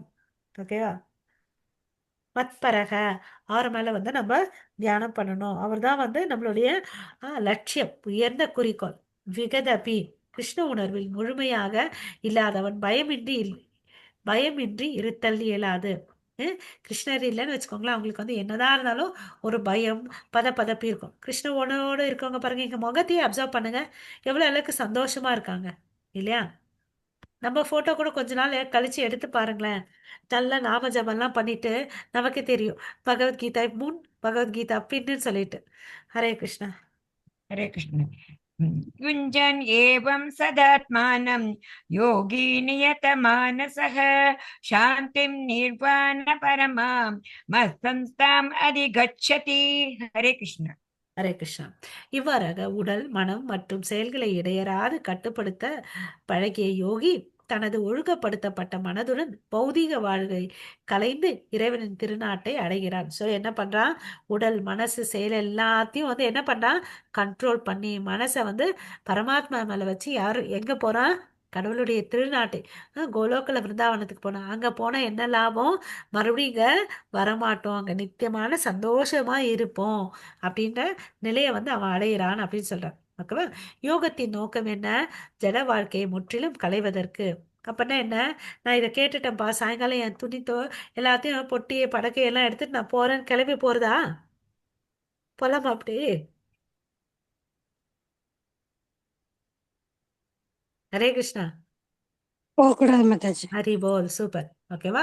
ஸோ நம்ம என்ன பண்ணணும், நமக்கு விதிக்கப்பட்ட கடமைகளை கிருஷ்ண உணர்வோட செய்யணும். ஓகேவா? ஸோ ஆன்மீக வானில் இறைவனின் சாம்ராஜ்யத்தை அடைவதற்கு கிருஷ்ணரை பற்றி பக்குவமாக புரிந்து கொண்டவர்களுக்கு அது முடியும் இல்லையா? இந்த பிக்சர்ல பாருங்க, இவர் பார்த்தீங்கன்னா அஷ்டாங்க யோகி, தவம் பண்ணிட்டு இருக்கார். நம்ம படிச்ச அறிகுறிகள் எல்லாமே இங்க இருக்கு பாருங்க. எந்த இடத்துல எந்த மாதிரி உட்காரணும் அது மாதிரி உட்கார்ந்து பரமாத்மா தியானம் பண்றாரு. அவர் எங்க போறாரு, 2வது பிக்சர்ல பாருங்க, கிருஷ்ண லோகத்துக்கு. அங்க யார் இருக்காங்க, ராதா ராணி இருக்காங்க. ஓகேவா? இவ ஜட உலகையத்து முற்றிலும் திறந்துட்டு அங்க போறா. ஓகேவா? யோகத்தின் நோக்கம் அல்ல எது, ஆரோக்கியம், ஜட வசதி, உடற்பயிற்சி, சூன்யத்தில் நுழைவது, சித்துகள். சில பேர் என்ன பண்ணுவாங்கன்னா, போயிட்டு சித்து வேலைக்கோசம், அதாவது மேஜிக் பண்ணணும், நான் எல்லார்கிட்டும் பாப்புலர் ஆகணும், அதனால காசு சம்பாதிக்கணும் அப்படியெல்லாம் நினைப்பாங்க. பட் இது எதுக்கோசம் இல்லை, உடல் ஆரோக்கியத்துக்கும் இல்லை, ஜட வசதி, நான் இதை பண்ணா நல்ல வசதியோட வாழ்வேன், இது ஒரு உடற்பயிற்சியும் அல்ல, சூன்யத்தில் போயிடுறதும் அல்ல, சித்து வேலையும் இல்லைன்றதை நம்ம நல்லா புரிஞ்சுக்கணும். ஓகேவா? பல்வேறு யோக பயிற்சிகளால் பயிற்சிகளில் என்ன நடக்குது நமக்கு தெரியும். கர்ம யோகம், ஞான யோகம், அஷ்டாங்க யோகம். கர்ம யோகத்துல வந்து என்ன பண்றாங்க, அவங்க செயல்களை செய்வாங்க. அஹ், அதாவது நான் இதை செஞ்சா எனக்கு இது கிடைக்கும் அப்படின்னு சொல்லிட்டு செய்வாங்க இல்லையா. அது வந்து பாத்தீங்கன்னா கடமைக்கோசம் செய்யறது, பற்றுதல் வச்சிருப்பாங்க. அதனால அவங்க வந்து பந்தப்படுகிறார்கள். ஞான யோகிகள் பிரம்மனோட இரண்டரை கலக்கணும், ஜோதி வடிவத்துல நானும் கலக்கணும் அப்படின்னு நினைச்சிட்டு பண்றவங்க தான் ஞான யோகிகள். அஷ்டாங்க யோகிகள் என்ன பண்ணாங்க, நான் சித்துகள் வேலைகளை செய்யணும். நமக்கு அஷ்ட சித்தி இருக்கு இல்லையா, லகிமா, மகிமா, அனகான் அப்படின்னு சொல்லிட்டு சின்னதுக்கு சின்னதாகவும் பெருசுக்கு பெருசாகவும் கூடு விட்டு கூடு மாறுவாங்கல்ல. இந்த அஷ்ட சித்திகளை அடையணும்னு சில பேருக்கு ஆசை இருக்கும். அதனால அந்த சித்து வேலைகளை அடையறதுக்கோசம் சில பேர் தவம் பண்ணுவாங்க. பட் உண்மையான குறிக்கோள் என்னன்னு பார்த்தீங்கன்னா, பகவான் கிருஷ்ணரை வந்து போய் சேரணும். அதுதான் வந்து உண்மையான குறிக்கோளா இருக்கணும். கிருஷ்ண பக்தி நிஷ்காம அதே அதேவ சாந்த. பகவானின் பக்தர்களுக்கு எந்தவித பௌதிக ஆசைகளும் இல்லை. அதனால் அவர்கள் சந்தோஷமாக இருக்கின்றார். அவருக்கு என்ன ஆசையுமே இல்லை, அதனால அவர் சந்தோஷமா இருக்காங்க. ஓகேவா. ஸோ மறுபடியும் 16லேருந்து 17 வரை என்ன பண்றாங்கன்னு பார்த்தீங்கன்னா, ஒழுங்குபடுத்தப்பட்ட வாழ்க்கை முறையை வந்து பார்க்க போறோம். ஓகே, அந்த ஸ்லோகம் படிங்க மாதாஜி. यस माताजी। नाते अश्नतस्तु योगोऽस्ति न चैकान्तम् अनश्नतः न चाति स्वप्नशीलस्य जाग्रतो नैव चार्जुन। हरे कृष्ण। அர்ஜுனா, எவன் ஒருவன் மிக அதிகமாக அல்லது மிக குறைவாக உண்கின்றானோ, மிக அதிகமாக அல்லது மிக குறைவாக உருகுகின்றானோ, அத்தகையவன் யோகி ஆவதற்கு வாய்ப்பே இல்லைன்னு சொல்லிட்டாங்க. எதுக்கு? நீ நிறைய சாப்பிட்டாலும் சரி, கம்மியா சாப்பிட்டாலும் சரி, நிறைய தூங்கினாலும் சரி, கம்மியா தூங்கினாலும் உனக்கு என்ன இல்லை, யோகி ஆகிறதுக்கு அடிப்படை தகுதியே இல்லப்பான்னு சொல்லிட்டாங்க. பார்த்தேன்னு வச்சுக்கோங்களேன், இந்த மனுஷன்லாம் வந்து 3 முறை சாப்பிட்றான். இந்த பசு பார்த்தேன்னு வச்சுக்கோங்களேன், எப்பவுமே மேய்ஞ்சிட்டே இருக்கும் இல்லையா. காலையிலேருந்து சாயங்காலம் வரை மேய்ஞ்சிட்டே இருக்கும். சாயங்காலம் மாதிரி யாராவது இந்த பசுவை அப்சர்வ் பண்ணீங்கன்னு வச்சுக்கோங்களேன், அது வாயை அசைஞ்சிட்டே இருக்கும். ஏன்னா அதுக்கு வந்து பலவிதமான வயிறுகள் இருக்கு. நமக்கெல்லாம் ஒரே வயிறு தான் இருக்குது. அதனால நம்ம 3 முறை சாப்பிட்றோம் இல்லையா. 3 முறை சாப்பிட்றோம். அப்புறம் வந்து பார்த்தீங்கன்னா, அது என்ன பண்ணுன்னா, அந்த வயிற்றுலேருந்து மறுபடியும் அதை வெளியே எடுத்துட்டு வந்து நல்லா அசைஞ்சு மறுபடியும் வயிற்றுக்குள்ளே தள்ளும். ஓகேவா. ஏன் நமக்கு கடவுள் 3 முறை சாப்பிட்றதுக்கு வச்சாரு, மித்த நேரம் ஏன் வச்சிருக்குன்னா, மித்த நேரம் அவர் மேல பக்தி பண்றதுக்கு வச்சிருக்காரு. ஓகேங்களா. அதே மாதிரி அந்த போலார் பியர் எல்லாம் பார்த்துருக்கீங்க, அதெல்லாம் பார்த்தீங்கன்னா 6 மாசம் தூங்கிட்டே இருக்கும். நம்மளாம் வந்து பார்த்தீங்கன்னா 6 to 8 மணி நேரம் தூங்கினா போதும். மித்த டைம் எதுக்கு வச்சிருக்காரு, எல்லாத்துக்கும் பிரிச்சு நம்ம வேலையை செய்யறதுக்கும் பக்தியை செய்யறதுக்கும் பிரிச்சு வச்சிருக்காரு கடவுள். நம்ம உடல் அமைப்பும் அப்படிதான் வச்சிருக்காரு. ஓகேப்பா. இங்க ஆகாரத்தை பத்தி சொல்லியிருக்காங்க. என்ன மாதிரி ஆகாரத்தை சாப்பிடணும்னு சொல்லிட்டு பர்பட்ல பிரபுபாதா சொல்றாருங்க. அதாவது there is no need for a men to eat animals. ஓகேவா. ஏன்னா கடவுள் வந்து அது அளவுக்கு அதிகமான தானியங்களும் கீரை வகைகளும் வந்து கொடுத்துருக்காரு. நீ மாம்சாகாரம் சாப்பிட வேண்டிய அவசியமே இல்லை. உன்னுடைய உடல் கட்டமைப்பு அது மாதிரி இல்லைன்னு அப்படின்னு சொல்றாங்க இல்லையா. நம்மளுடைய ஜீரண சக்தியும் அப்படி இல்லை. அப்புறம் வந்து பார்த்தீங்கன்னா இன்னொரு விதத்தில் நம்ம வயிறு வந்து சுடுகாடு இல்லை, செத்ததெல்லாம் சுட்டு சுட்டு போடுறதுக்கு இல்லையா. ஸோ அதனால் வரக்கூடிய பலம் ஒன்றும் பெருசே இல்லவே இல்லை. புரத சத்து வேணுமா, பருப்பு வகைகளில் இருக்குது இல்லையா. அதை வச்சு நம்ம சாப்பிட்டு பால் இருக்கு, பால் பதார்த்தத்தை சாப்பிட்டுட்டு வாழலாம் அப்படின்னு சொல்லிட்டு சொல்றான். ஓகேவா. ஆனால் இந்த நாக்கு ருசி கோசம் வந்து அவன் என்ன பண்ணான், மாம்சாகாரங்களை சாப்பிட்றான். அது வந்து பார்த்தீங்கன்னா புஜந்தே தேவகம் பாப்பையே பாச்சந்தி ஆத்ம கரணாத். ஓகேவா. தன்னுடைய புலனின்பத்துக்கோசம் ஒருத்தர் சாப்பிடக்கூடாதுன்னு சொல்றார். ஓகேவா. இந்த உடலை வந்து மெயின்டைன் பண்ணிட்டு பக்தி பண்றதுக்கோசம் தான் இந்த நம்ம வாழணும்னு அப்படின்னு சொல்றாங்க. ஓகேவா.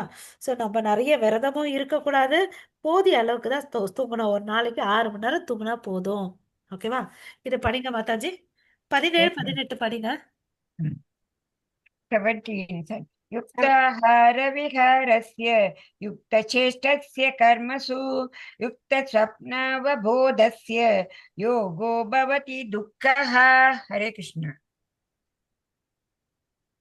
18 படிங்க மாதாஜி.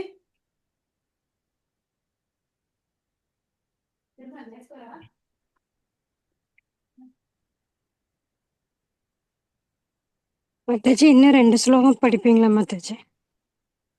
நீங்களே படிங்க மாதாஜி. வேணி மாதாஜி புக் இருந்தா நீங்களே படிங்க. உண்ணுதல், உறங்குதல், உழைத்தல், கேளிக்கை ஆகிய பழக்கங்களை நெறிப்படுத்திய பவன் யோக பயிற்சியின் மூலமாக எல்லா துன்பங்களையும் பெருமளவில் நீக்கிவிட முடியும். என்ன சொல்றாரு? நம்ம இதெல்லாம் வந்து கட்டுக்குள்ள எடுத்துட்டு வந்தோம்னு வச்சுக்கோங்களேன், நம்ம எல்லா துன்பங்கள்ல இருந்து வெளியே வந்துடலாம் அப்படின்னு சொல்றாங்க இல்லையா? நிறைய சாப்பிட்டா என்ன பிரச்சனை வருது? குண்டாயிடுறோம். அதனால என்னென்னமோ வியாதி வருது. ரொம்ப தூங்கினா என்ன ஆகுது? மந்தமா இருக்கிறோம் இல்லையா? ரொம்ப வேலை செஞ்சு என்ன பண்றோம்?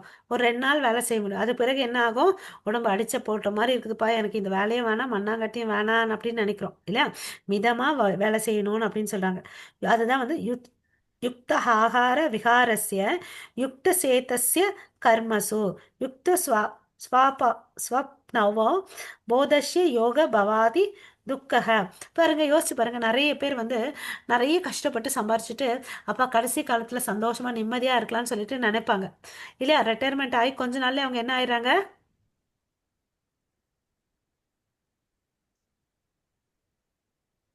இறந்துடுறாங்க இல்லையா? அதான் அதை அனுபவிக்க முடியாம அனுபவிக்க போயிட்டாங்க. முடியறது இல்ல. எதுக்கு அப்படி நாயா பேய கஷ்டப்படணும் இல்லையா? ஸோ அதுக்கு மிதமா உழைச்சிட்டு கடவுள் மேல பக்தி பண்றதுக்கு தெரிஞ்சுக்கிட்டு அட்லீஸ்ட் அடுத்த ஜென்மத்திலயாவது உயர்ந்த ஜென்மத்தை அடைய முடியும் இல்லையா? அதுக்கோசம் நம்ம பக்தியை பண்ணலாம் இல்லையா? அவன் சம்பாரிச்சு வச்சுட்டு போயிட்டு அவனுடைய சந்ததிகள் வந்து எப்படி யூஸ் பண்ண போறான்றது என்ன தெரியும்?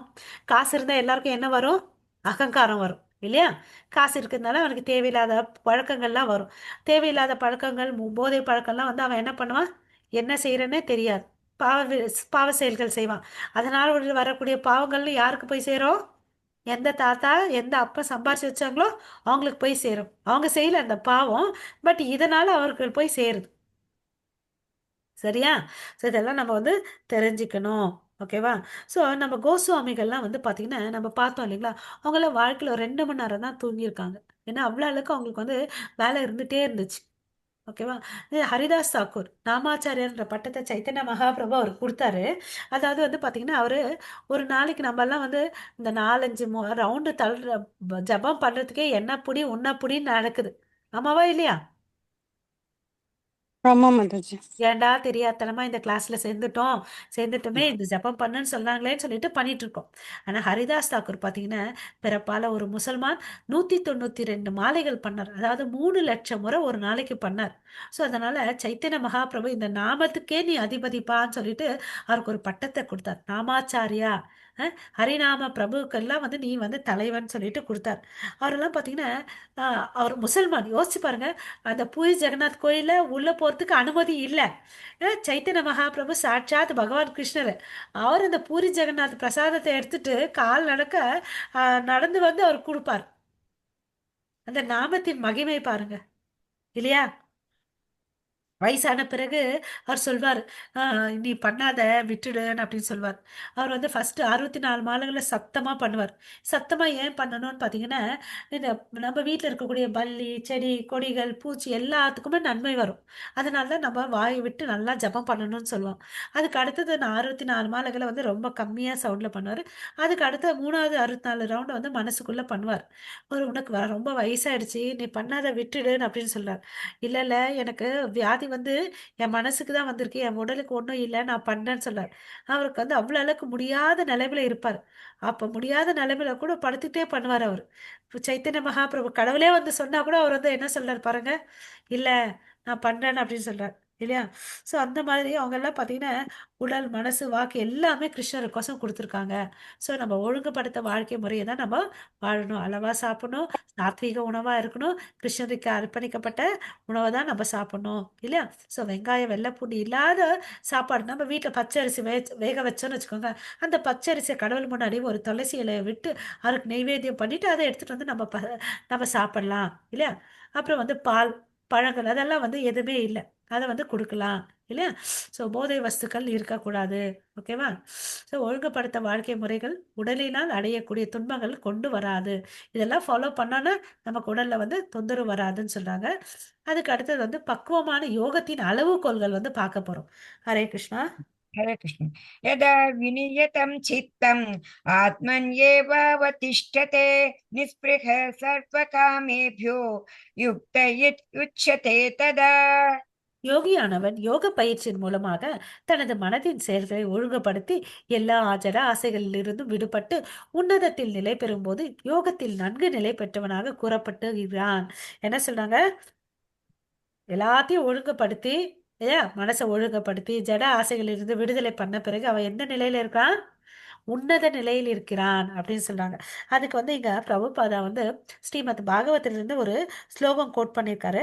சவை மனக கிருஷ்ணா பாதார விந்தோர் வாசாம்சி வைகுந்த குணான வர்ணனே கரோ ஹரேர் மந்திர மார்ஜனாவுதிஸ் ஸ்ருதம் சாக்ர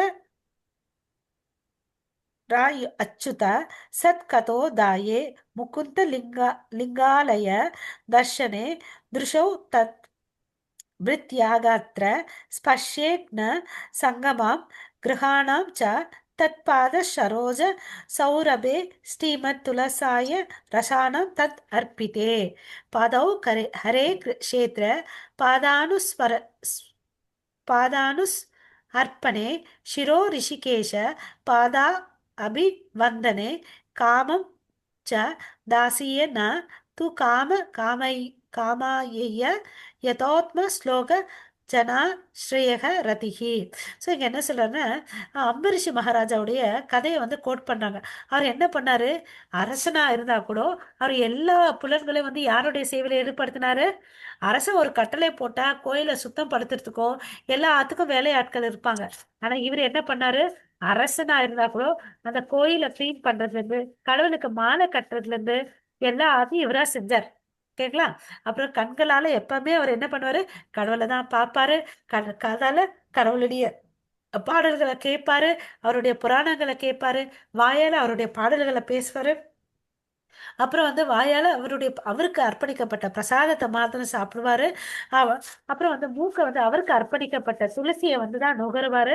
இது கால்கள் வந்து பாத்தீங்கன்னா அந்த கோயிலை வந்து பரிகாரம் பண்றதுக்கும் பாத யாத்திரை பண்றதுக்கும் தான் யூஸ் பண்ணிட்டு வந்தாரு.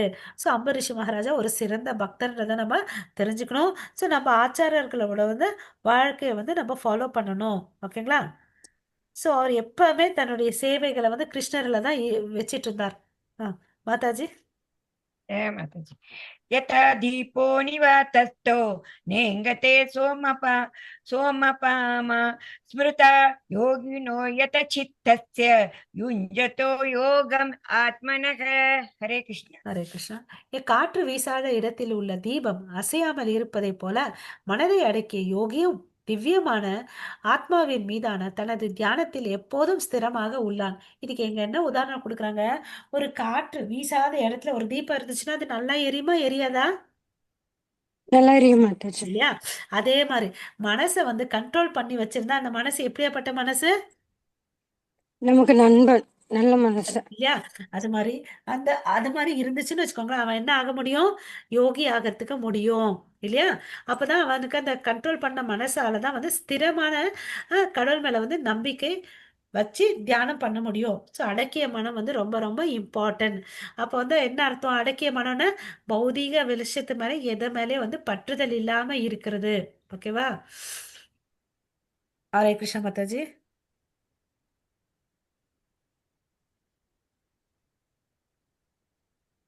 யாராவது படிக்கிறீங்களா? ஹரே கிருஷ்ணா.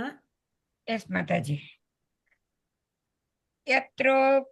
यत्रो परमते चित्तं निरुद्धं योगसेवया यत्र चैवात्मनात्मानं पश्यन् आत्मनि तुष्यति सुखमात्यन्तिकं यद्दत् बुद्धिग्राह्यम् अतीन्द्रियं वेत्ति यत्र न चैवायं स्थितश्चलति तत्त्वतः यलब्ध्वा चापरं लाभं मन्यते नाधिकं ततः यस्मिन् स्थितो न दुःखेन गुरुणापि विचाल्यते स विद्या दुःखसंयोगं वियोगं योगसंहितं. हरे कृष्ण.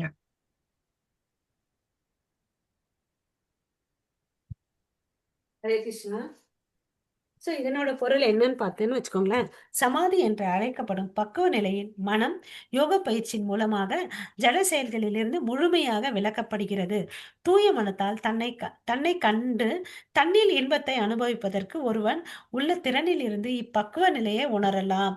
இந்த இன்ப நிலையில் அவன் திவ்யமான புலன்களின் மூலம் எல்லையற்ற திவ்யமான ஆனந்தத்தை அனுபவிக்கிறான். சோ இதுவரை என்ன பார்த்தோன்றத ஒரு முறை சொல்லலாம்.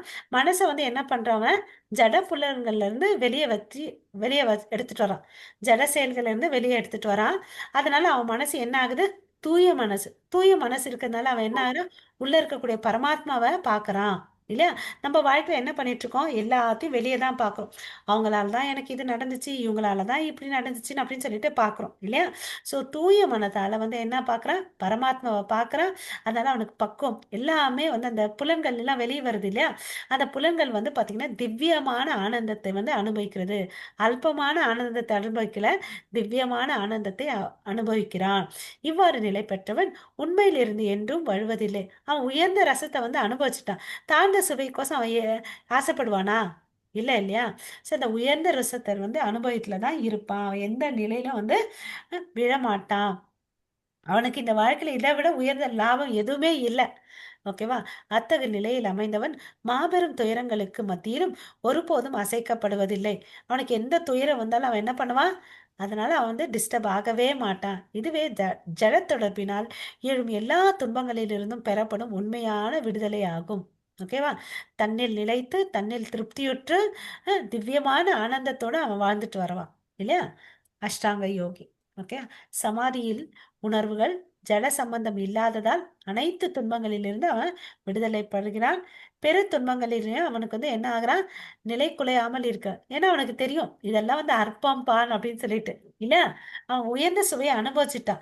உயர்ந்த பேரானந்தத்தை அனுபவிச்சுட்டான். இங்க இருக்கக்கூடிய சின்ன சின்ன விஷயத்துக்கு வந்து கஷ்டப்படுவானா? கண்டிப்பா இல்லை. இல்லையா? சோ அவன் என்ன முழுவதுமாக பரமனில் ஈடுபட்டு நிலைத்து இருக்கிறான். இல்லையா? சோ அவன் வந்து என்னத்தை அனுபவிச்சுட்டு இருக்கான்? திவ்யமான இன்பத்தை வந்து அனுபவிச்சுட்டு இருக்கான் அப்படின்னு சொல்லிட்டு சொல்றாங்க. ஓகேவா? ஹரே கிருஷ்ணன்.